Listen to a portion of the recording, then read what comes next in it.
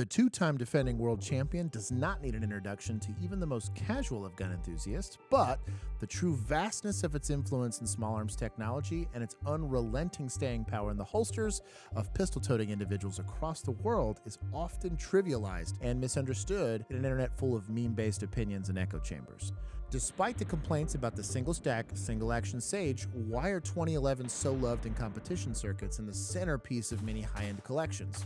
If your pistols are your primary weapon system, does the Champ have the ability to stay relevant for another 100 years through their 2011 iterations? Here's everything you need to know about the 1911 and their grandsons, the mighty 2011, and why you might want one in this modern era. 1776 Insurance. Most homeowners' insurance policies only cover up to $2,500 for firearms. I don't know about you, but I've got more than that in just magazines. 1776 gives you comprehensive coverage against breakage, theft, fire, and burglary for all your guns, and you don't have to give them your serial numbers. Instead of talking about alleged stopping power and often erroneous military testing for the inception of the 1911, we will focus on its action and design. In the late 1800s, America, and the rest of the world, was still trying to convince itself that self-loading rifles were a good idea. Though revolvers were close in theory, reloading them was cumbersome at best, and on battlefields where resorting to your backup pistol was much more likely due to the limited nature of rifles at the time, the military pushed for decades for a suitable replacement for the wheel guns in their armory. Though precipitated by legendary weapons like the Mauser C96 and lesser-known Colt M1900, the military never really felt comfortable with transitioning to the full adoption of these pistols due to them being unreliable or impractical in field applications. Once the 45 ACP was adopted as the pistol cartridge they'd be spooling up for, thanks to the Thompson submachine gun, trials were held from 1907 to 1910 to see who would produce the 45 ACP sidearm for the U.S. military. Of the 6 manufacturers that submitted designs, Colt's 1911 came out victorious, culminating in a 2-day, 6,000-round test. Having been the only pistol to go all 6,000 rounds without a malfunction, and the only form of maintenance being the pistol being submerged in water when it got too hot due to firing. Though the rest of its service life is well recorded in media and history books, what's more important to its legacy is the influence that it had in the action it proliferated in pistol technology. The Browning, or barrel tilting action, utilized and popularized in the 1911, is found in almost every pistol popular on the market today. Though originating in the Browning high power, the locking breech design for semi-automatic pistols was perfect for pistols wanting to utilize more powerful cartridges like 9mm or 45 ACP. Simple, straight blowback actions relied only on spring pressure and the mass of the slide to retard the slide during the detonation of the cartridge in the chamber, making for heavier recoil impulses or the need for enormous slides when the rounds got any bigger than 380. The lock breech feature in the Browning action keeps the breech closed until the pressure inside the chamber is low enough for the barrel to tilt away to allow for safe extraction of the spent cartridge and ejection from the slide in preparation for the next round to be loaded from the magazine. From P365s, Glocks, MMPs, and a long list of other pistols, they all use some variation of this principle to accomplish the same task well over 100 years after the adoption of the 1911. Adjustments from the original design came in the form of size, features, and modifications from the original gift of John Moses Browning's M1911. The full 5-inch models are considered standard, 4-inch variations are considered commander-sized, and anything smaller than that is considered officer's models. Creature comforts like extended beaver tails, ambi safeties, or extended safeties, and enhanced grip safeties were seen over the decades of its use. Though there have been many innovations like internal or external extractors, aluminum and scandium frames, or improvements in accurized bushings, the biggest delineation for most 1911 connoisseurs is whether it's a 70s or 80s series 1911. The 70s series stays more traditionally to the universally loved single action that the 1911 offers. This preferred trigger leaves the firing pin only held away from the primer by spring pressure. Enough inertia can cause a negligent discharge. Although ARs don't even have that protection, don't believe me, check around that you've ever chambered in your rifle and check out the little dimple on the back of the primer afterwards. The difference in the weight of the firing pin, distance traveled, and the harder primers used in rifle ammos can create a situation where the round can go off in a 70 series 1911, where it won't happen in other pistol designs or ARs. The brave solution is to go with a lighter titanium firing pin and heavier springs, or just don't drop your gun. The lawyer's solution is the 80 series 1911. In the Series 80s variations of 1911s, engineers introduced a firing pin block in the form of a plunger that, under spring pressure, mechanically prevents the firing pin from moving forward until the sear lever is pushed up by pulling the trigger. Similar to a lot of modern striker-fired guns, this acts as a failsafe, making the gun completely drop-safe. Also similar to a lot of modern striker-fired guns, this makes the trigger poo-poo when compared to its less lawyered-up brothers. These are much more common in 2024 and are suggested more for duty use by the same people that insist that we shouldn't have full-powered IR lasers, but that's an argument for a different video. The only other notable variations you'll see in more modern 1911s was a shift from the standard barrel bushing marriage between the slide and the barrel and the bushingless bull barrel versions that have a slightly different takedown procedure. You are also beginning to see both railed and optic cup versions from the factory as the modern consumer is beginning to give their pistols the AR-15 accessory treatment. Although all of the accessories and variations are cool, the biggest issue with the 1911 after the introduction of the Wonder 9s was capacity. All 1911s prior to this were of the single stack variety with only a few variations in caliber. However, in the late 80s, the Wizards at Para Ordnance introduced a solution to the capacity issue with their P1445, providing the customer with a 1911 that held 14 rounds of 45 AARP in a flush-fitting magazine. Thus, the path for the modern 2011s was born. Cost, too, was a barrier for entry since the good 19 and 2011s were manufactured oversized and lap to fit, or rattle traps designed to an acceptable tolerance. With the advent of modern CNC machining, the production of 19 and 2011s being put out today are incredibly high quality and now available in price tags that are reachable by most people who have the discipline to stack some shekels. As a result, new offerings have exploded on the scene at all price points. The quality is generally all very good, with the biggest hang-up being the extractor tension, bad magazines, or ejection patterns in the lower-cost guns. Other than that, it's becoming a specification game of does the gun have the specs you want on a pistol? The competition world has never really looked back for the most part, with limited and open divisions sporting raced-up versions of high-cap 1911s. As cool as 1911 aesthetics can be, there are some downsides to consider before ownership. Unlike the Tupperware Kias we are all normally rocking as our EDCs and duty guns, 1911s are filled with hand-fit parts. Given the age of the design, there are plenty of decent imported 1911s for under $1,000. Some go as low as under $600. But most of the pistols worth having in this design are well over $1,000, and that's a hard trigger to pull for most people trying to purchase a handgun. Tolerance stacking is also a thing. You can't necessarily drop a part into your gun that wasn't designed for without some hand fitting. Because of this, you're probably not going to want to do mods yourself on your 1911 without actual help from a gunsmith. Glocks and MMPs have people used to treating their firearms as well as they treat their failing marriages. 1911s do require more maintenance than most striker-fired pistols due to them being built to often tighter tolerances. Feeding on a 9mm 1911 or 2011 is pretty violent and doesn't happen without slide speed. At the minimum, we're talking about keeping the rails lubricated. Internal extractor design guns will develop buildup in the extractor channel with enough use, requiring brushing out with a 22 bore jag and validation of extractor tension performed every 2,000 rounds or so. Although I think all guns work better and last longer with maintenance, 1911s are known to require more than a cleaning every other year and some flowers on their birthday. But I'll address the odd obsession that the gun community has with neglect in another video. The last major issue with 1911s is going to be optics real estate. No matter what capacity your pistol has, they all share the same slide profile. This relatively thin and often rounded slide makes optic mounting a chore. Though there are more and more factory-cut slides, most come in the RMSC footprint, so you are left having to use a smaller dot on a pistol that weighs 40 ounces or more. Delta Point Pro footprints can direct mount to 1911 slides, and with this year's introduction of the Vortex Defender ST and XL and the Sig Sauer Romeo 3 Max Pro, there are big window options available that will make my SRO blush. This can be amended with adapter plates, but it will still require that your slide gets cut, which adds cost to an already expensive pistol. With all of the technical stuff out of the way, how would Coleon Noir feel about 19 and 2011s? It's the hottest girl you know, and if you're willing to accept the added upkeep they require, this can be the trophy wife for the rest of your life. There is something elegant and enduring about the 1911 platform, and it's arguably capable of being the most mechanically accurate pistols out there, even after 100 years of its introduction into military service. This is appreciated by most shooters, myself included, and most of us couldn't even pull the mechanical accuracy out of a high point, but there is a reason this is still popular in competition circles and why it's still issued in various respected military and law enforcement units. To wrap this up, we're going to talk about the shooting experience and our own personal opinions for this platform.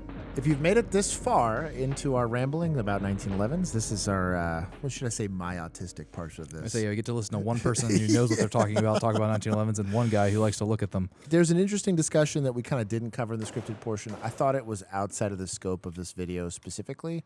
Humble Marksman was actually the one that let us borrow this platypus, which I do believe the platypus is likely the last of like the Mohicans in this platform. I don't know that you get any better or any further away from like a standard 1911 and stay and get to be in that same family. You've seen it with, I think it's Oracle Arms that make the 2311 or whatever it is. And then you have obviously Staccato that's making the Staccato HD. These guns were designed specifically around 9mm magazines. And these were designed specifically to be optimized for 9mm. Yeah. Every current 1911 and 2011, if it's taking like Atlas 2011 mags, those were 45 mags modified to take 9mm. Those are 45 grips modified to accept those magazines. And so everything's a bit, especially on the double stack guns, is a lot thicker than you would like. You hold that and hold a Beretta 92. And weirdly enough, the Beretta 92, especially like the newer ones, like the A3s, they feel thin. These single stack guns are a little easier to get your hands around just by the nature of they have less bullets in them. But I think also like the big first departure away was the Series 80s, basically 1911s, where you started to get an actual physical impingement on the firing pin. If I happen to drop the gun specifically like this, yes, it will go off on 1911. Any Series 70s or 70 series, however you want to say it, gun will, that there is nothing preventing, outside of a spring, that firing pin from falling forward. The hammer doesn't need to engage it to do that. And there were some solutions to them, but all of the solutions typically meant messing with the trigger pull, which is kind of a big draw for a 1911. They would either do it by lightening the weight so that you'd go with like a titanium firing pin or a heavier spring like to retain that firing pin. Mm-hmm. But then you have to worry about light primer strikes. So to conversely get around that, you would increase the mainspring housing spring weight so that your hammer was hitting with more force. Man, if there's, I'm pretty intimidated about messing with things yeah, on exactly. 1911. Like I'll mess with stuff in poly frames all the time, right. But like when it comes to hammer fired stuff or like metal frame guns, I'm a lot more like, I don't want to touch that. And so like there's ways to do it and there's ways to make it more drop safe, but it wasn't truly completely like the government would bless it as drop safe until you went to Series 80s, and then specifically, this is a big departure away from all of that. The HD has gone like full send on trying to make that as drop safe as possible. It's doing it in a slightly different way than like that SIG does it. That's a more traditional like Series 80s or 80 Series 1911. But the Platypus is really, for this platform, probably the zenith of where you get 1911s and 2011s. Everything outside of that, when they're designed around different magazines, they're not going to take the same parts. The safety geometry is going to be a little bit different. The trigger geometry is going to be a little bit different. Yeah. Maybe mainspring housing parts, maybe, you know, the hammers and stuff like that might be the same, but generally you're starting to get to a really big departure from, and even on the HDs, it's not Glock mags, it's Glock geometry mags. They're still metal Glock mags. So even that's like a little bit different. So you went from a Glock to a 1911. Is Yes. there any particular reason why? So one, I had one, I did it kind of for fun initially. And I remember saying like, my biggest complaint when I was getting people into shooting firearms was I don't want to carry a big gun. Almost across the board. And You don't want to carry a big gun. That's what everybody would say. Every Okay. single person would I was going be to say, like, well, I carry the biggest of guns, right? Well, not the biggest, but this is as reasonably large as you can get and heavy as you can get before you start getting to like Desert Eagles and weird stuff like that. But I was having a discussion with a friend of mine, and they were basically like, I want a super tiny, I think it was like a Glock 43 or something, like super tiny, super lightweight gun that still didn't carry any rounds, right? Yeah. So for total lulz, totally bought. Shout out to C&G because it was the nicest holster I could find that made this work as for as big as this gun was. I wanted a light-bearing, full-size gun. At the time, I wasn't running red dots. Went through the whole debacle that was getting a red dot on a 1911, not cut for one. Shout out to Vulcan Machine Works. Once I got it, I mean, this is as heavy a profile and as busy a gun as you can get. I decided, hey, I'm going to carry this for a year straight and kind of give feedback. And what I found myself doing was dry firing more. And there was something about, and I carried a Glock for almost a decade prior to that. I've been carrying for a decade and a half before all that. And so this gun, for some odd reason, whether it's the feels or I just enjoy it more, I dry fired more. And I actually felt my skill as a shooter go up overall. But I noticed specifically that every time I tried to go back to doing a Glock, or every single time I had to go, I was like, oh, I'm going to have to go carry a shield because I'm going to be doing some sketchy carry in some places. I'd dry fire it like 5 times and just, okay, that's good enough. I guess. This, I genuinely get. Oh, I feel like, if you like what you carry, you'll actually practice with right. it. And I guess I get that. I mean. So this is purely subjectively. I enjoy dry firing this gun a lot more. So I'm starting to shoot it a lot better than I did any of the other handguns. And so my skill with this platform, because I'm willing to put in the time because I don't hate doing it, is better. But I think really, and I'm particular to barrel bushing versions of these for the uninitiated. There's a barrel. I'm sorry, I'm point this at the camera, but there's a barrel bushing in this that holds the barrel in place versus when you have just a bull barrel version where it's just the slide getting fit to the barrel. In these guys, like, man, mechanically speaking, and there's an engineer here that can explain it a lot more than I can, these are mechanically more accurate, no matter which way you want to look at it. With that, when we were shooting it, you just pick a spot, and that was the closest thing to a video game I've ever experienced in a gun. The Platypus is just a crazy gun. Like, firing it, like, you used to your dot, like, sometimes leaving, the window of your red dot and have to wait for it to come back down to shoot again. And it's like, if you're doing your part and holding the gun correctly, it does not leave the window. At the end of the day, I think a lot of people will undervalue like the desire to want to go shoot, basically. And then I think specifically on these, once you're in that price point of I'm getting the optic, I'm getting the light, I'm getting the Apex trigger, I'm getting the whatever grip module, whatever it is that I want for it, so many people are spending north of $1,000 already on a handgun. And does that seem to kind of be like the level or the barrier to get into the game? I think on a single stack, you could probably do a little bit under $1,000. For a 2011, like a double stack gun, you're probably going to be north. Where is the line in terms of like what makes a good 1911 versus what makes a bad 1911? So I have a mix of MIM parts and forged parts. Forged is kind of the base layer. Most manufacturers will do a forged slide and a forged receiver frame, basically. In general, that's kind of the minimum. That's like your mil spec if you want to have an easy analogy for it.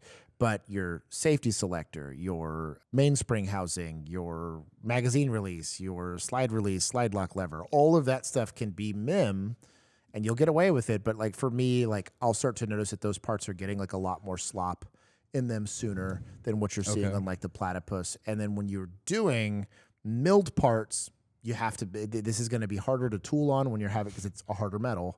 So like the amount of skill required to assemble one correctly is high. The amount of time it takes is high. And so that's kind of where the expense comes in on the higher end, and you're just getting a gun that is not going to wear irregularly. You can go grab a T-Sauce for well under $1,000. It'll probably do 90% of what you want. And as parts wear out, go to Wilson Combat's website and go replace 90% of what's in it. Yeah. You get to that $2,000 plus, and like you're pretty pissed off if you're seeing a MIM part that's not perfectly hand fit. I hear a lot of people, and probably the biggest complaint I want to push back on is a lot of people will say, well, I don't want an external safety because maybe I messed that up. And I'm like, so do you not run a rifle ever? Describe to me a rifle that does not have a safety on it. Well, and to be fair, with 1911s, the safety falls in a place where you're pretty much going to deactivate it anyway if you're holding your gun correctly. Yep. I think a lot of people oversell how hard it is to adopt using an external grip safety, as long as it's a good one. Like this is a relatively large shelf for this. A lot of people oversell that. And I was like, cool, so you basically cannot run a rifle if you cannot operate a manual safety. And I get going from maybe like a crossbolt to like a tang safety. That's an adjustment. There's a ton of people. I know the plastic gun guys. There's also a ton of people that put like rubber bands on the. That's kind of sus. Yeah. I mean, like I get some people that do it because I can see, especially if you don't have like the little memory hump, if you grab these kind of irregularly, especially when you're coming from inside the waistband, it took me a while to practice making sure that I got a very good grip. That makes sense to me. I would carry it like that if it were like strong side. If I'm appendix carrying, I want that. I want that grip safety. Yeah. I do think when it comes to like the 45 version, like it is antiquated. Like there's, you know, it's a low capacity, but it's not low enough to where you're hamstringing yourself, I don't think. Right. And I mean, you can always carry an extra mag.